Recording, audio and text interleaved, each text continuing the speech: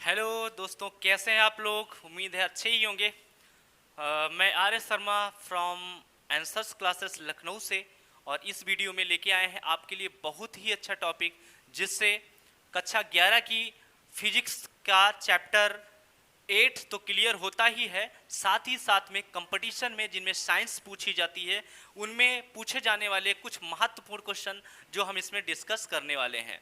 तो बने रहिएगा अंत तक। और ये और जरूरी आपको मैं बात बता दूं, एक जैसे क्वेश्चन पूछा जाता है कि कुली के द्वारा किया गया कार्य शून्य क्यों होता है, उसके बारे में भी हम लोग चर्चा करेंगे। और इस पूरे वीडियो में हम लोग कार्य और सामर्थ्य यानी पावर और ऊर्जा यानी एनर्जी, इसके बारे में पूर्णतः डिस्कस करने वाले हैं। यानी इस टॉपिक से अगर आपका कोई भी क्वेश्चन आता है तो मेरी गारंटी है आपका कोई छूटेगा नहीं, अगर आपने इस पूरी क्लास को एक बार अच्छे से देख लिया। तो चलिए आइए देखते हैं।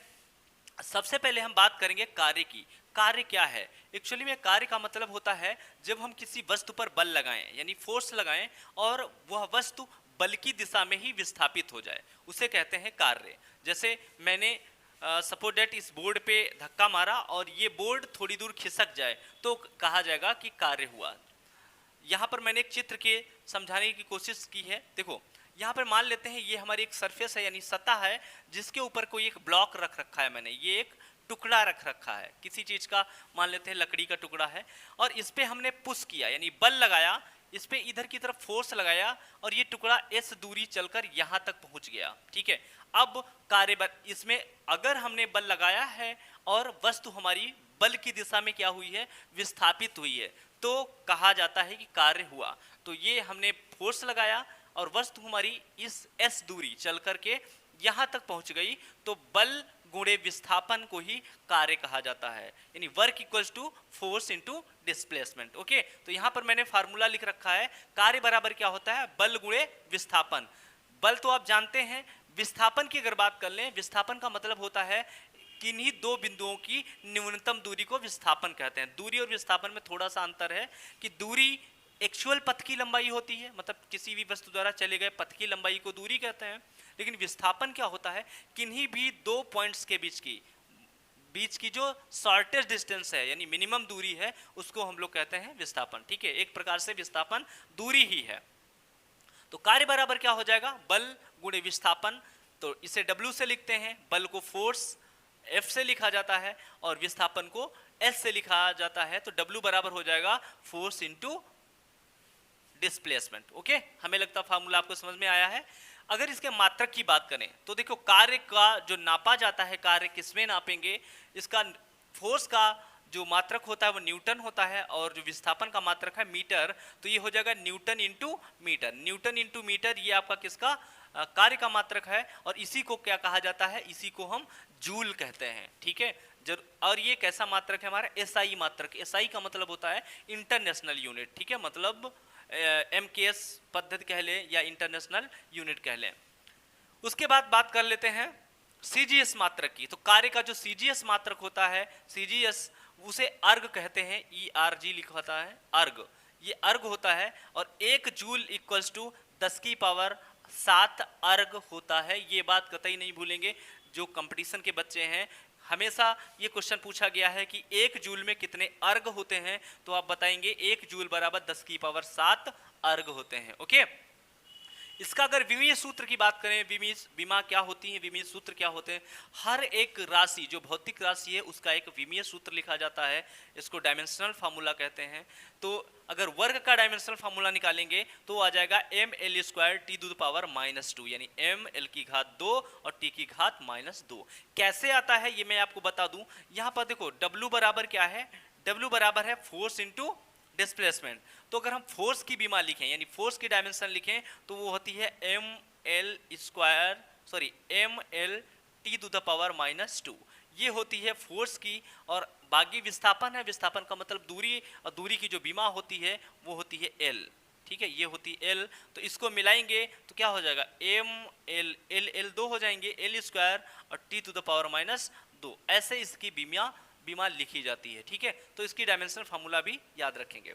ये तो हो गया हमारा लीनियर वर्क, यानी अगर हम वस्तु को एक डायरेक्शन में धक्का देते हैं और वस्तु उसी डायरेक्शन में जाती है तो उसे W बराबर हम लोग लिख लेते हैं बल गुणे विस्थापन शार्टली, और आंसर हमारा आ जाता है। लेकिन अगर कोई वस्तु, जैसे हमने धक्का इस डायरेक्शन में दिया है लेकिन वस्तु उस डायरेक्शन में न जाके किसी और डायरेक्शन में चली जाती है तो भी काम होगा, लेकिन कितना होगा उसके लिए सूत्र बदल जाता है। तो यहाँ पर देखिए हमने एक वही टुकड़ा ले रखा है, लेकिन इस बार क्या हुआ, हमने जो फोर्स लगाया है, सपोज दैट हमने फोर्स इस डायरेक्शन में लगाया है, ठीक है, और वस्तु हमारी इस डायरेक्शन में विस्थापित हुई है। बात समझ में आ रही है? मैंने जिस दिशा में बल लगाया है लेकिन वस्तु इस दिशा, जैसे आपको ये चेक करना है, जैसे टेबल पे एक बुक रखी है, उस बुक के कोने पे आप फोर्स लगाइए, ठीक है, आप देखेंगे जिस कोने पे आप बल लगाएंगे वस्तु इधर या इधर दोनों तरफ में से कोई एक तरफ विस्थापित हो जाएगी। तो इसका मतलब हो गया इसका कार्य हुआ। बट कैसे, इसका फार्मूला क्या हो जाएगा, इसके बीच अगर हमारे बल और विस्थापन के बीच एंगल थीटा बन रहा है तो ये सूत्र हो जाएगा कार्य बराबर, यानी W बराबर F क्या है, ये भी वेक्टर क्वांटिटी है, माना सदिश राशि है, और विस्थापन भी क्या है, ये भी एक वेक्टर क्वांटिटी है। तो हम F डॉट एस लिखेंगे, और इसी का एंगल अगर थीटा है तो इसी को हम लोग लिख देते हैं एफ एस कॉस थीटा, ठीक है, एफ एस कॉस थीटा। ये हमारा क्या हो जाएगा, ये भी कार्य ही है, लेकिन कब, जब हम जिस दिशा में बल लगाते हैं वस्तु उस दिशा में न विस्थापित होकर किसी दूसरी दिशा में विस्थापित होती है तो कार्य बराबर होता है एफ एस कॉस थीटा, जहां थीटा इन दोनों के बीच का एंगल यानी कोण होता है। समझ में आ गया? अगर ये बात समझ में आई है तो अब हम लोग ये भी देख लेते हैं कि कार्य जो है हमारा वो शून्य भी होता है, निगेटिव भी होता है और पॉजिटिव भी होता है। यानी कार्य तीन तरीके से कार्य हो सकता है। तो जैसे पहला देख लेते हैं, वहां तक जाता है, एक मिनट कैमरा को थोड़ा सा, ये देखिए, अब कार्य को हम देखेंगे कि कार्य धनात्मक, यानी कार्य कैसा होता है, कार्य पहला कार्य धनात्मक भी हो सकता है, धनात्मक, ठीक है, दूसरा ऋणात्मक भी हो सकता है, ऋणात्मक, अभी समझाएंगे कैसे होता है, और कार्य जीरो भी हो सकता है, यानी जीरो यानी शून्य भी हो सकता है। ये तीन कंडीशंस हैं, धनात्मक, ऋणात्मक और शून्य। तो चाहिए सबसे पहले धनात्मक कार्य की बात करें तो धनात्मक का मतलब है ये पॉजिटिव वर्क कब होगा, जब हम जिस दिशा में बल लगा रहे हैं, जिस डायरेक्शन में फोर्स अप्लाई कर रहे हैं उसी डायरेक्शन में हमारी वस्तु जाती है तो हमारा कार्य क्या आ जाएगा, एफ एस। यानी देखो इस फार्मूले की हम बात करेंगे, इस फार्मूले से देखिए हमारा होता है W बराबर एफ एस और कॉस थीटा, ठीक है। अगर जिस दिशा में हमने बल लगाया वस्तु उसी दिशा में गई है, इसका मतलब कॉस के बीच यानी जो एंगल बनेगा वो क्या हो जाएगा, जीरो, क्योंकि जिधर वस्तु गई है उधर ही विस्थापन है, जिधर बल लगाया उधर ही विस्थापन है, तो ये हो जाएगा कॉस जीरो। और आपको पता है कि जो कॉस जीरो होता है वो क्या होता है, 1 होता है। इसका मतलब W बराबर हमारा क्या आ जाएगा, F इंटू एस, और जो कि मैं पहले डिस्कस कर चुका हूं यहां पर, F इंटू एस। ये कब होगा, जब जिस दिशा में बल लगाया जाए उसी दिशा में वस्तु हमारी विस्थापित हो जाए यानी डिस्प्लेस हो जाए। तो ये एक ऐसा कार्य है, ये आपका पॉजिटिव वर्क हो जाएगा, ये पॉजिटिव हो जाएगा, ठीक है, क्योंकि यहाँ कोई माइनस साइन नहीं आया है। अब अगर बात, ये तो धनात्मक वर्क हो गया, उसके बाद ऋणात्मक की बात करें यानी निगेटिव वर्क कब होता है, तो निगेटिव के लिए जैसे हमने बल इस डायरेक्शन में लगाया यानी W equals to F S और कॉस कर दें 180 की बात करेंगे पहले।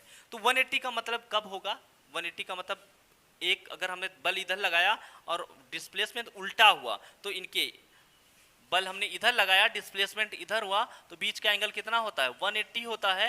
तो यहाँ पे 180 डालना पड़ेगा।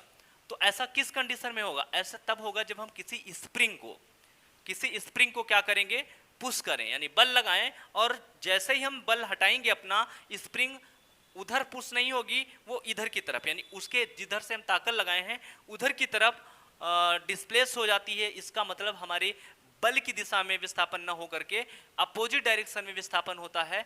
तो वहाँ पे जो एंगल है विस्थापन और कोण के बीच का एंगल वो हो जाता है 180 डिग्री, ठीक है। आपसे कंपटीशन में पूछ लिया जाता है कि बताइए ऋणात्मक वर्ग के लिए थीटा कितना होना चाहिए, उनके बीच एंगल कितना होना चाहिए, तो आप लिखेंगे 180 डिग्री। क्यों, cos 180 डिग्री जो होता है कॉस 180 डिग्री ये बच्चा -1 होता है। ठीक है, तो यहाँ पर -1 डाल देंगे तो W बराबर आपका आ जाएगा FS इंटू -1, कुल मिला के W आपका आ जाएगा -FS। तो यहाँ से आप देख सकते हैं ये वर्क हमारा कैसा हो गया, ऋणात्मक हो गया। ये आपका निगेटिव वर्क का एग्जाम्पल है।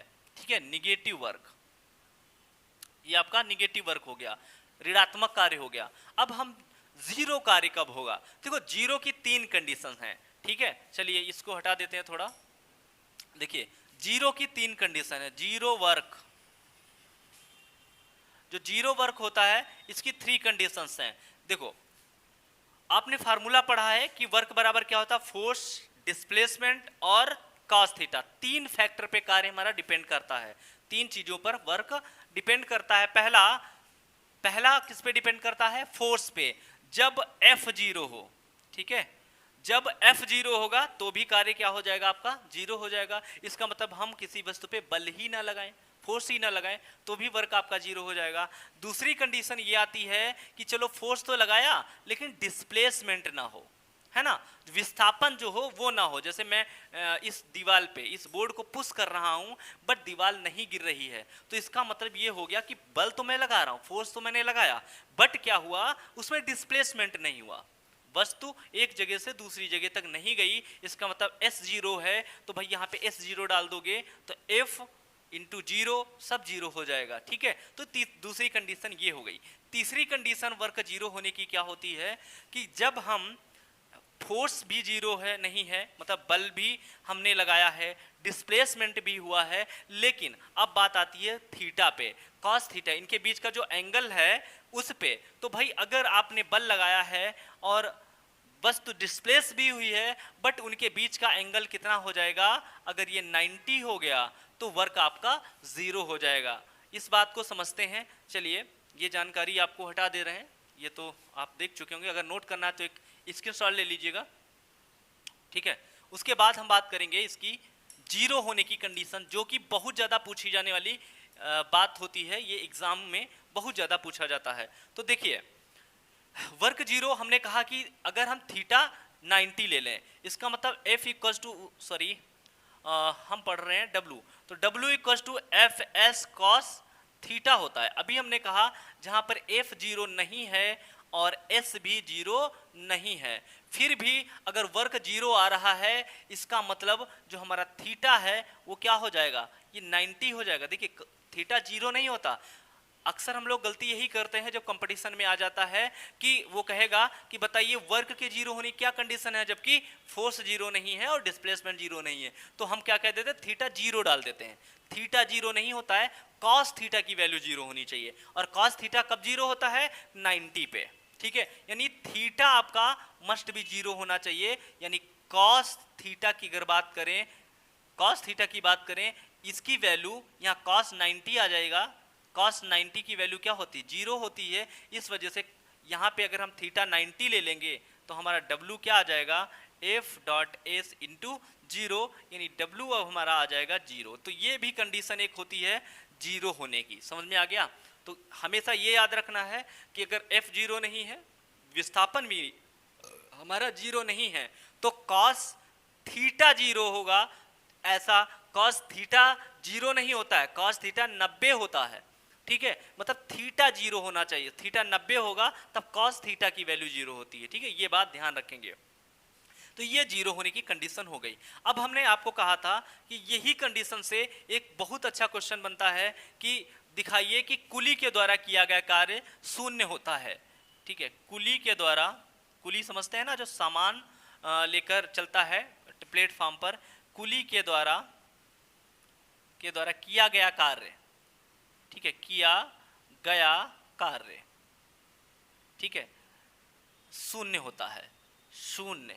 लेकिन देखो शून्य कब होगा, ये बात अगर जनरल आप कक्षा 11 के स्टूडेंट हैं तब तो आप सिंपल लिख सकते हैं, बट अगर कंपटीशन की बात करेंगे कि कुली के द्वारा कार्य कैसे जीरो होगा, तो उसके लिए आप ये चीज ध्यान रखिएगा कि वहां पर कुली वर्डिंग समझिएगा। अगर कोई कुली है और उस सामान को लेकर सीधे प्लेटफॉर्म पे चल रहा है, ठीक है। जैसे सामान ये से लाद के और यूं प्लेटफॉर्म पे चल रहा है, एक पैरेलल प्लेटफॉर्म पे चल रहा है, तब उसके द्वारा किया गया कार्य शून्य होगा। अभी हम आपको बताएंगे। लेकिन अगर कुली उस सामान को लेकर प्लेटफॉर्म के ऊपर चढ़ रहा है या उतर रहा है तो उसके द्वारा किया गया कार्य शून्य नहीं होता है। और ये कंपटीशन में लॉजिकली क्वेश्चन पूछ लिया जाता है। उसमें कहा जाएगा कि एक कुली है जो सामान लेकर प्लेटफॉर्म से नीचे उतर रहा है या वो जो ओवरब्रिज होते हैं उसके नीचे उतर रहा है, तो बताइए उसके द्वारा किया गया कार्य कैसा होगा। तो उसका द्वारा किया गया कार्य अलग होगा। लेकिन देखिए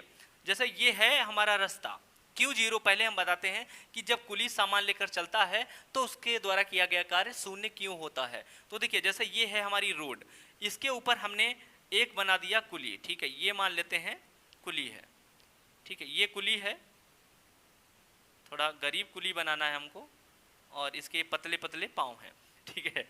और ये रहा उसका लगेज जो सामान लेके वो चल रहा है, ठीक है, ये दो कुली है। तो ये भाई साहब सामान लेके जब चल रहे हैं इस पे प्लेटफॉर्म पे, तो देखिए जो बंदा फिजिक्स पढ़ा हुआ है वो कहेगा भैया आपने काम ही नहीं किया, क्योंकि पैसे तो आप काम के लेते हैं ना, तो आपने काम नहीं किया।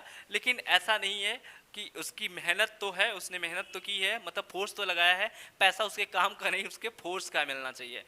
तो देखिए फिजिक्स की दृष्टि से क्या होगा, चूंकि इसका जो लगेज है वो नीचे की तरफ फोर्स लगाता है, परपेंडिकुलर नीचे की तरफ उसका mg भार आएगा, और यही mg क्या हो जाता है, हम लोग फोर्स कहते हैं यानी बल कहते हैं। तो कोई भी सामान जो होता है वो नीचे की तरफ बल लगाता है। दूसरी बात, ये चल कैसे रहा, चल रहा है प्लेटफॉर्म पे इस डायरेक्शन में, इसका डिस्प्लेसमेंट इस डायरेक्शन में है, बल नीचे की तरफ है, इसके बीच कोण कितना बन गया, 90 डिग्री का। बल और विस्थापन के बीच कोण कितने का बन गया, 90 डिग्री। और थीटा जब 90 होता है तो वर्क शून्य होता है, और आपको इससे समझ में आ रहा होगा, ठीक है। क्योंकि जो सामान है ये कब होगा, जब कुली पैरेलल चल रहा है, प्लेटफॉर्म पे चल रहा है, तब उसके द्वारा किया गया कार्य शून्य होता है। किस क्वेश्चन से, इस वाले इक्वेशन से अगर हम देखें तो, चूंकि भार, फिर से समझ लीजिए, इसका जो वेट है वो नीचे की तरफ वर्क कर रहा है, यानी इस पे नीचे की तरफ बल लगेगा, और वो चल किधर रहा है, चल इस पैरेलल रहा है, तो इनके बीच एंगल हो जाता है 90 डिग्री। और cos 90 कोण मतलब थीटा कितना हो गया, 90 डिग्री, और cos 90 क्या होता है, 0 होता है। इस वजह से इस समीकरण से अगर हम देखें तो W क्या हो जाएगा, शून्य हो जाएगा। यही एक वो कंडीशन है जिसमें कुली के द्वारा किया गया कार्य हम शून्य दिखा पाएंगे, ठीक है। अगर अब मान लेते हैं ये कुली पैरेलल ना चल रहा होता, इस सामान को लेकर ऊपर चढ़ रहा होता या किसी सीढ़ियों पे चढ़ रहा होता, तो देखिए इनका जो विस्थापन होता, तो मान लेते हैं फोर्स नीचे की तरफ लगेगा, लेकिन जो विस्थापन होगा या तो वो ऊपर की तरफ होगा, या तो कुली सामान को लेकर ऊपर जा रहा होगा, या कुली सामान लेकर नीचे आ रहा होगा। तो उनके बीच एंगल अब 90 न बनकर कुछ और बनेगा, ठीक है।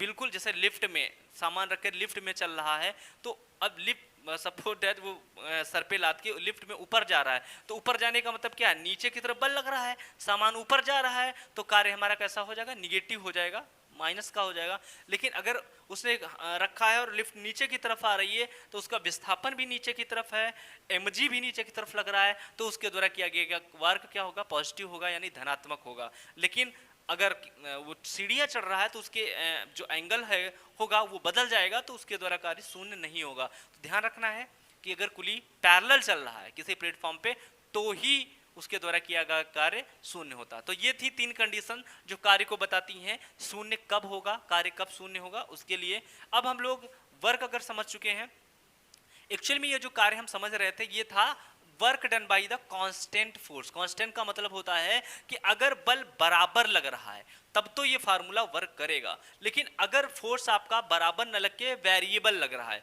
वेरिएबल का मतलब ये होता है कि कभी बल 5 न्यूटन का, कभी 10 न्यूटन का, कभी 50 न्यूटन का ऐसे लग रहा है, तब किया गया कार्य कैसे निकालेंगे। तो देखिए अगर हमारा बल वेरिएबल है तो W इक्वल्स टू होता है ये फार्मूला, मान ले x1 से x2 f dx, ये इंटीग्रेशन फॉर्म में लगाएंगे, कक्षा 11 के लिए मैं बता दे रहा हूँ। ये कब वर्क होगा, जैसे कि मान लेते हैं ये एक ग्राफ में बना दे रहा हूँ, मान लेते हैं यहाँ पे फोर्स आपने F1 लिया, ठीक है, फोर्स इस पे ले लेते हैं, ठीक है, इस पे ले लें विस्थापन यानी डिस्प्लेसमेंट।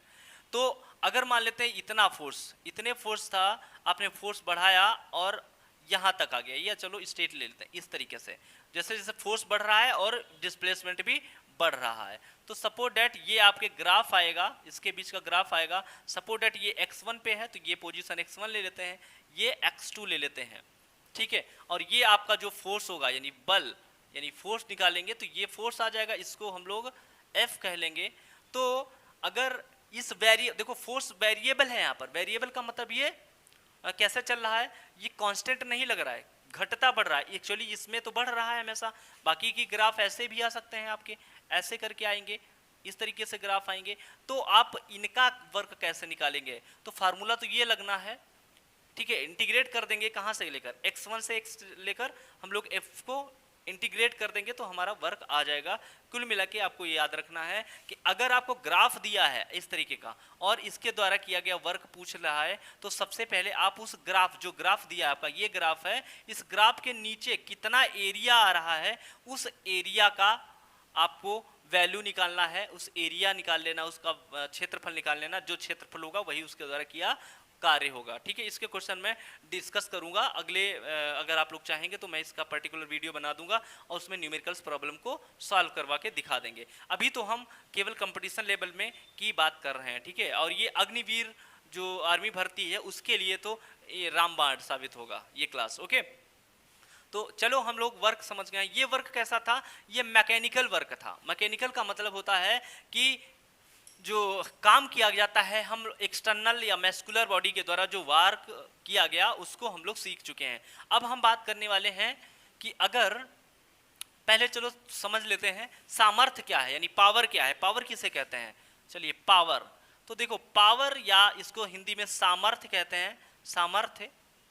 तो इसे पावर बराबर यानी P से लिखें तो ये होता है W/T।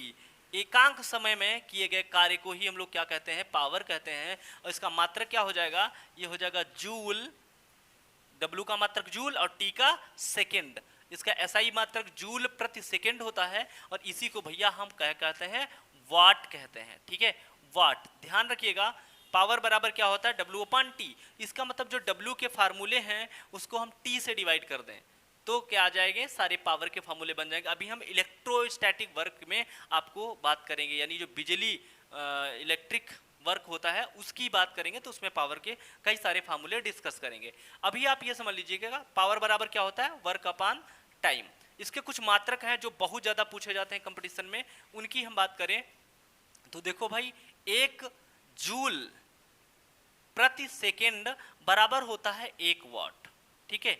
इनकी बात कर लेते हैं, 1 जूल पर सेकेंड बराबर 1 वाट होता है। इसको अर्ग में भी अर्ग पर सेकेंड भी कह सकते हैं, ठीक है। और 1 किलोवाट KW लिखा होता है, 1 किलोवाट बराबर होता है 10⁻³ वाट, ठीक है, 10⁻³ वाट, इन 10 की घात 3 वाट। और एक हॉर्स पावर, इसका जो यूनिट है HP, ध्यान रखिएगा इसको कहते हैं अश्वशक्ति। अश्वशक्ति बहुत ज्यादा पूछा जाने वाला है। एक अश्वशक्ति में कितने वाट होते हैं, तो भाई 1 HP यानी हॉर्स पावर में 746 वाट होते हैं। और ये आपके लिए ज्यादा इंपॉर्टेंट रहेगा क्योंकि अक्सर पूछा जाता है, ठीक है। एक अश्वशक्ति में कितने वाट होते हैं, 746 वाट होते हैं, ठीक है। उसके बाद हम लोग बात करेंगे इसके अन्य मात्रक। तो अन्य मात्रक जैसे इसको अर्ग में डालेंगे तो अर्ग पर सेकेंड आ जाएगा, ठीक है, तो उनकी बात छोड़ देते हैं। तो अभी 1 किलोवाट बराबर 10 की घात 3, यानी इसको हम 1000 वाट भी कह सकते हैं ना, 1000 वाट भी कह सकते हैं। किलोवाट हो गया, HP हो गया, हार्स पावर हो गया, तो 1 हार्स पावर बराबर 746 वाट होते हैं, ये कतई मत भूलेंगे। तो ये आपका पावर रहा, ठीक है। पावर के बाद अगर हम बात करेंगे अब एनर्जी की, ठीक है, तो इसको मैं इरेज कर दे रहा हूं, अगर आपको चाहिए तो आप इसके सॉल्व ले लीजिएगा, ठीक है, ओके। चलिए अब हम इसकी एनर्जी की बात करेंगे। एनर्जी का मतलब होता है, एनर्जी का मतलब क्या है, ऊर्जा, ठीक है। अब हम ऊर्जा की बात करेंगे। ऊर्जा, तो ऊर्जा क्या है भाई, ऊर्जा का मतलब होता है कि किसी काम को करने के लिए जो आप में एबिलिटी है, जो क्षमता है, उसी को हम ऊर्जा करते हैं। डेफिनेशन यानी परिभाषा की बात करें तो कहते हैं कार्य करने की ऊर्जा को क्षमता को ऊर्जा कहा जाता है। और दुनिया में ऊर्जा कई तरीके की हैं। तो सबसे पहले हम इसके कुछ सिंपलेस्ट फॉर्म की बात करेंगे, उसके बाद इन कन्वर्सन बताएंगे कि किस ऊर्जा को कौन सा यंत्र किस ऊर्जा में बदला जाता है। तो ऊर्जा क्या है? ऊर्जा को ही हम क्या कहते हैं? कार्य कहते हैं।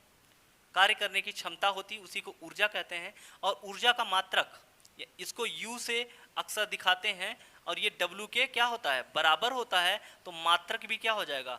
मात्रक इसका एक्चुअली में कैलोरी होता है। ऊर्जा का मात्रक क्या है? कैलोरी, कैलोरी होता है। और एक, चलिए समझते हैं बच्चों कि ऊर्जा को कितने रूपों में देखा जाता है। यानी ऊर्जा कई सारे रूपों में दुनिया में अवेलेबल है, क्योंकि ऊर्जा संरक्षण का नियम क्या कहता है? ऊर्जा संरक्षण का नियम ये कहता है कि ऊर्जा को ना तो उत्पन्न किया जा सकता है और ना ही उसे खत्म किया जा सकता है। इसको केवल एक फॉर्म से दूसरे फॉर्म में बदला जा सकता है। ठीक है, तो ऊर्जा को क्या करते हैं हम लोग? कन्वर्ट ही करते हैं। पूरा दिन ऊर्जा को हम लोग क्या कर रहे हैं? कन्वर्ट ही तो कर रहे हैं। जैसे मैंने खाना खाया, मेरे में पोटेंशियल एनर्जी थी और मैं बोल रहा हूँ, तो मैंने उस एनर्जी को किस में कन्वर्ट कर रहा हूँ? साउंड एनर्जी यानी ध्वनि ऊर्जा में। तो मैंने एक टाइप लिखना मैंने भूल गए हैं, तो यहाँ पे लिख रहे हैं ध्वनि ऊर्जा, ध्वनि ऊर्जा।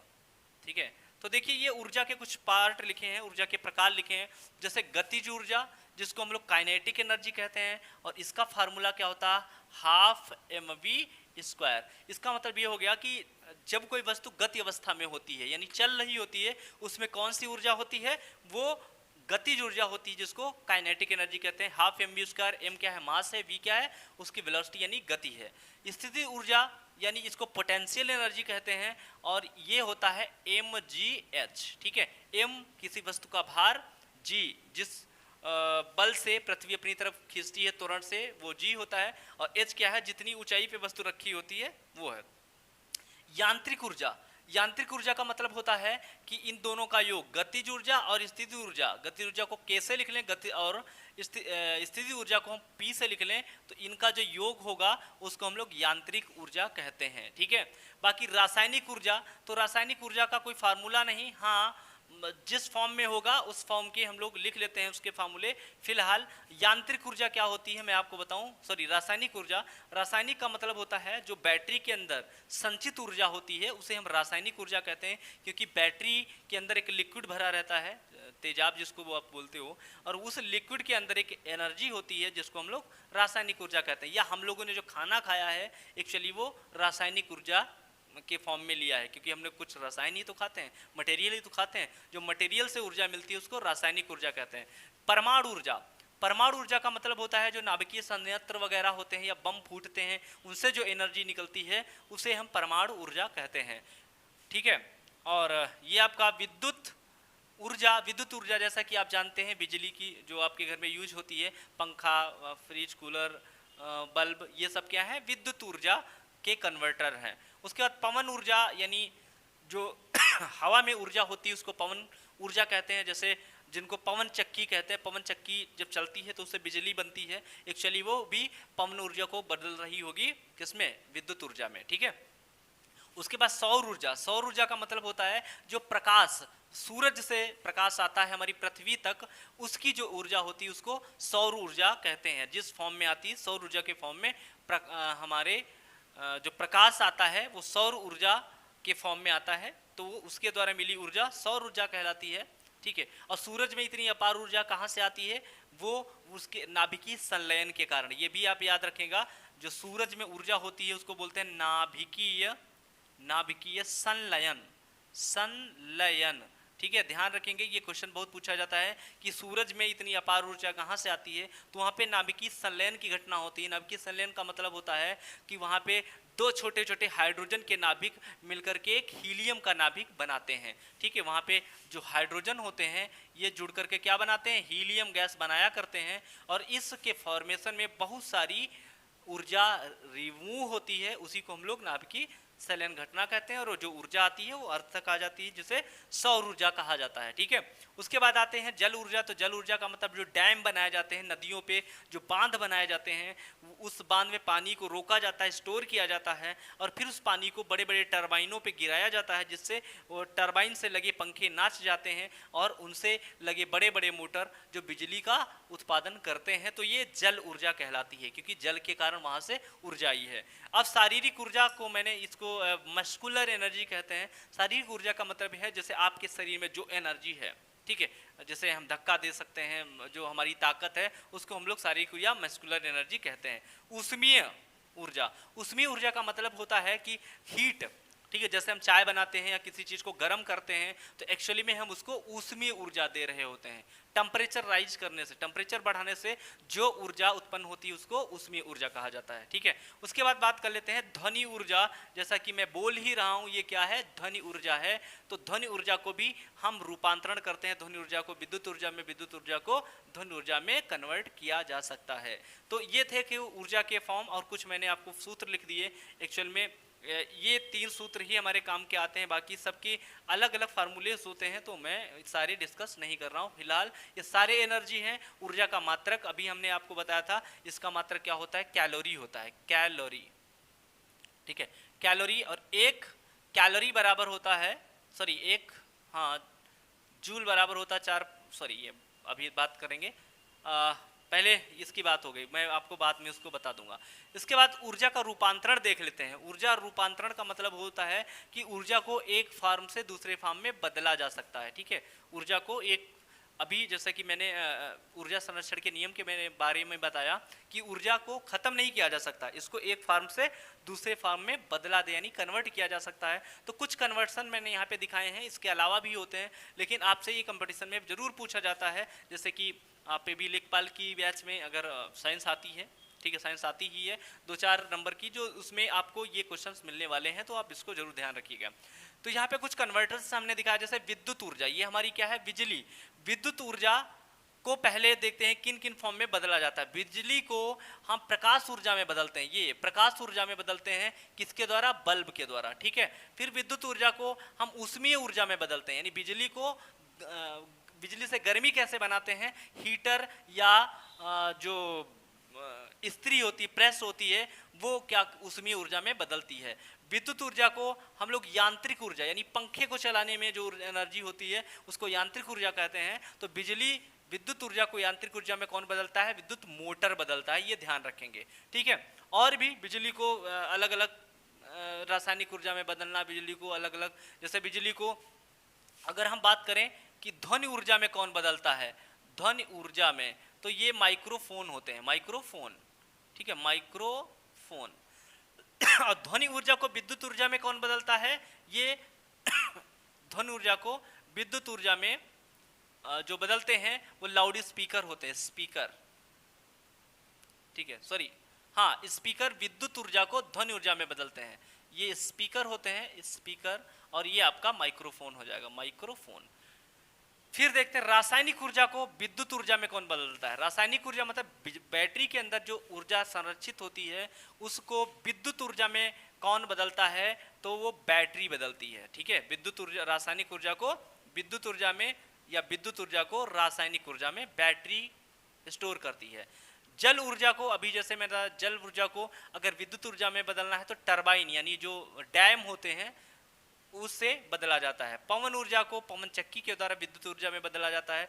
तो ये कुछ ऊर्जा के रूपांतरण थे जिनसे एक फॉर्म से दूसरे फॉर्म में ऊर्जा का बदलाव होता है। ठीक है, तो ऊर्जा के बारे में ये था। दूसरी बात, ऊर्जा, हमने कहा कि ऊर्जा किसी भी वस्तु की जो ऊर्जा होती है वो निश्चित होती है, वो कभी कम नहीं होती। जैसे अभी मैं रुका हुआ हूँ तो मेरे में स्थितिज ऊर्जा है, और यही मैं चलने लग जाऊंगा तो यही स्थिति ऊर्जा बदलने लग जाएगी गतिज ऊर्जा में। समझ में आ गया? तो चलिए, ऊर्जा का ये भंडारा था जो आपको मिल गया। उसके बाद हम बात करेंगे कुछ फार्मूलेज की, यानी जो सूत्र हैं, और आपके कंपटीशन में भी और जो रेगुलर एकेडमिक बच्चे हैं उनके लिए भी ये सूत्र काम आने वाले हैं। तो देखिएगा, कुछ फार्मूले हम बताएंगे, जैसे कि वर्क को ऊर्जा में कैसे बदलेंगे, वर्क को पावर में कैसे बदलेंगे, तो उसको कुछ फार्मूले हैं, लेकिन ये जो फार्मूले मैं बताने जा रहा हूँ ये विद्युत ऊर्जा के बारे में होंगी, यानी विद्युत वर्क, इलेक्ट्रिकल वर्क। ठीक है, यहाँ पे हम बात करेंगे अब इलेक्ट्रिकल वर्क। इलेक्ट्रिकल वर्क क्या होता है, नहीं बिजली के द्वारा जो काम किए जाते हैं उनको इलेक्ट्रिकल वर्क कहा जाता है। तो देखिएगा, सबसे पहले हम वर्क के फार्मूले लिखते हैं अभी, वर्क, और यहाँ पे हम पावर लिखेंगे, पावर, ठीक है, और यहाँ पर लिखेंगे एनर्जी, एनर्जी। ठीक है, तो देखिए वर्क का मतलब क्या है, कार्य, ये आपका कार्य है, ये आपकी सामर्थ्य है, सामर्थ्य। ठीक है, और यहाँ पर ये एनर्जी यानी ऊर्जा होगा, और यहाँ पे कौन सी ऊर्जा होगी, हीट की बात होगी, यानी ऊष्मीय ऊर्जा की बात होगी। ठीक है, तो चलिए देखते हैं कार्य। तो W बराबर, देखो जो हीट इलेक्ट्रिकल वर्क होता है ये W बराबर होता है QV, QV ध्यान रखेंगे एक फॉर्मूला, W बराबर QV, क्योंकि Q क्या है, चार्ज है, V क्या है, पोटेंशियल है, तो W बराबर QV होता है। और हम खूब जानते हैं Q बराबर क्या डाल दें, Q बराबर होता IT, बचपन में पढ़ा था, करंट इनटू समय। तो Q बराबर IT पुट कर देंगे तो W बराबर आ जाएगा इसकी जगह IT, तो IT इंटू V, तो हम लिख सकते हैं VIT, याद करने के लिए ये हो जाएगा VIT। अब अगर हम कुछ और चेंज करना चाहें, यहाँ पे सिंस V इक्वल्स टू क्या होता है, IR होता है, तो V की जगह IR पुट कर देंगे तो W बराबर हमारा हो जाएगा I स्क्वायर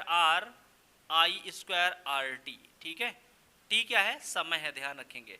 अगर हम यहाँ से I को रिमूव कर दें, यहाँ से I को रिमूव कर दें, तो I बराबर क्या होता है, I बराबर V अपान R हो जाएगा, तो इसकी जगह पे V अपान R डालेंगे तो W बराबर हो जाएगा V स्क्वायर अपान RT। ठीक है, ये एक W का फार्मूला हो जाएगा, सूत्र, मात्रक तो आप जानते ही जूल होता है। ठीक है, ये हो गया। उसके बाद बस इतने काफ़ी हैं। अगर ये 4 फार्मूले हो गए आपके जो वर्क के हैं, कार्य के हैं, सबके फॉर्म में होगा, करंट पोटेंशियल के फॉर्म में हो गया, यानी वैद्युत धारा और विभवांतर के रूप में हो गया, विद्युत धारा रेजिस्टेंस के यानी प्रतिरोध के फॉर्म में हो गया, और ये पोटेंशियल और रेजिस्टेंस के फॉर्म में हो गया। अब अगर सामर्थ्य के हमारे फार्मूले बनाने हैं तो सामर्थ्य में कैसे करेंगे, तो देखिए भाई, सामर्थ्य अभी हमने बताया था, जो पावर होता है वो W/T होता है। ठीक है, पावर क्या होता है, W/T, तो जितने भी W के फार्मूले हैं उनमें से T हटा दीजिए, T से डिवाइड करना है, तो T से हटा देंगे, सारे के सारे फार्मूले किसके बन जाएंगे, पावर के, यानी सामर्थ्य के बन जाएंगे। तो आइए देखते हैं क्या बनता है यहाँ पे। तो पहले फार्मूले में W बराबर क्या हो जाएगा, QV था, तो W बराबर हो जाएगा QV/T। ठीक है, एक फार्मूला ये डिजाइन हो जाता है। दूसरा VIT था, यहाँ तक T काट देंगे, सॉरी W लिख दिया यहाँ पे P, तो ये P इक्वल्स टू क्या हो जाएगा, T हट जाएगा, P इक्वल्स टू हो जाएगा VI। ठीक है, उसके बाद यहाँ पे I स्क्वायर RT था, तो P इक्वल्स टू क्या हो जाएगा, I स्क्वायर R, T नहीं लिखना है क्योंकि T से क्या कर देंगे, डिवाइड कर रहे हैं। यहाँ पे देखिए ये P का फार्मूला बन जाएगा V स्क्वायर अपान R है, तो T हटा देंगे तो ये हो जाएगा V स्क्वायर बाई R, ये भी W का सॉरी पावर का फार्मूला हो गया है। इसके यूनिट क्या होंगे, सारे वॉट ही इसके यूनिट होंगे। उसके बाद बात कर लेते हैं ऊर्जा को। तो ऊर्जा की क्या बात होती है, जितने भी ये W के फार्मूले हैं, ठीक है, क्योंकि ऊर्जा काहे में होती है, जूल में होती है, और अब हमें कैलोरी में कन्वर्ट करना है, तो जूल को कैलोरी में कन्वर्ट करने के लिए हम 4.2 से भाग दे देते हैं और हमारा एनर्जी कन्वर्ट हो जाती है। यानी अगर हम एनर्जी, हीट एनर्जी की बात करेंगे, ये होगा W/4.2, ये कैलोरी की बात हो जाएगी। ठीक है, कैलोरी की बात हो जाएगी। अब हम जितने भी W के फार्मूले हैं सबको 4.2 से डिवाइड कर देंगे, सारे हीट के फार्मूले बन जाने वाले हैं। तो एक कक्षा 10 के लिए भी इंपॉर्टेंट वीडियो है, तो ध्यान से रखना, कक्षा 10 में भी इसका यूज होता है। तो H बराबर हो जाएगा QV/4.2। ठीक है, ये हो जाएगा। दूसरा देखिए VIT है, तो H इक्वल्स टू हो जाएगा VIT/4.2। ठीक है, ये हीट एनर्जी की, हीट के फार्मूले। ये देखिए W था, W बराबर I स्क्वायर RT था, तो I स्क्वायर RT लिख लेंगे, बस 4.2 से डिवाइड कर देना है आपको। ठीक है, उसके बाद आ जाता है ये V स्क्वायर अपान R, तो ये हो जाएगा V स्क्वायर अपान R और T, और उसके डिवाइड में लिख देंगे 4.2, और ये बन जाते हैं हमारे सारे हीट के फार्मूले यानी एनर्जी के फार्मूले। तो आई होप आपको ये पूरा डिस्क्रिप्शन समझ में आया होगा, बहुत ही आसान था, बस आपको थोड़ा सा ध्यान देना है और इनसे संबंधित आपको न्यूमेरिकल्स प्रॉब्लम या इनसे संबंधित आपको क्वेश्चन कंपटीशन में जरूर मिलने वाले हैं। तो इसको जरूर, और वीडियो अगर आपको अच्छा लग रहा है तो प्लीज़ लाइक ज़रूर कर दीजिएगा, क्योंकि आप मेरी मेहनत का एक ही आपको श्रेय जो चुकाना है गुरु दक्षिणा के फॉर्म में, वो एक लाइक या एक कमेंट है, तो आप जरूर कर दीजिएगा। जाते चलते हम लोग एक चीज़ और सीख लेते हैं कि ऊर्जा का रूपांतरण आइंस्टीन ने बताया था। आइंस्टीन, ठीक है, आइंस्टीन ने, और उन्हें इक्वेशन दी थी E बराबर mc²। इसे हम ऊर्जा मास रिलेशन कहते हैं या ऊर्जा द्रव्यमान संबंध कहा जाता है, जहाँ पर E क्या है, ऊर्जा है, M क्या है, उसका मास है, मतलब जिसको एनर्जी में कन्वर्ट कर रहे हैं आप, वो मास है, और C क्या है, speed of light in vacuum, यानी वैक्यूम में जो लाइट की स्पीड होती 3×10⁸, ठीक है। C बराबर क्या होता, 3×10⁸ मीटर पर सेकेंड। तो ये वैल्यू, इसका मतलब आइंस्टीन के अकॉर्डिंग ऊर्जा को मास में बदला जा सकता है और मास को ऊर्जा में बदला जा सकता है, ठीक है। मास का मतलब द्रव्यमान, और परमाणु जो बम होता है वो इसी पे आधारित है, E बराबर mc² पे, क्योंकि बम कैसे बनाया जाता है, ये उसमें थोड़ा सा मास यानी यूरेनियम रख देते हैं, और यूरेनियम ही जब विस्फोट होता है तो पूरा वो एनर्जी फॉर्म में कन्वर्ट हो जाता है। और अगर हम यहाँ से देखें इस रिलेशन से, तो आपको बता दें, अगर 1 ग्राम यूरेनियम हमें एनर्जी में कन्वर्ट करना हो, एनर्जी में बदलना हो, तो कितनी एनर्जी बनेगी। तो आइए चलो देख लेते हैं स्टार्ट में। तो अगर हम m की जगह पे 1 ले लें, 1 kg ले लें या 1 ग्राम ले लें, तो आपको पता है E बराबर क्या हो जाएगा, 1 × 3×10⁸। इसका मतलब E बराबर हो जाएगा 3 के आगे 8 जोड़ 1 2 3 4 5 6 7 8 जूल एनर्जी निकलेगी। समझ में आ गया, केवल 1 ग्राम यूरेनियम से। तो ये था कुछ डिस्क्रिप्शन जो मैंने आपको पूरा वीडियो में कराया है। तो लास्ट में फिर मैं इतना कहूँगा कि अगर वीडियो आपको हेल्पफुल लगता है, यूजफुल लगता है, और आपको ऐसे वीडियो और देखने का मन है, तो हमारे चैनल को सब्सक्राइब करें और वीडियो को लाइक करें और कमेंट करें। जय हिंद।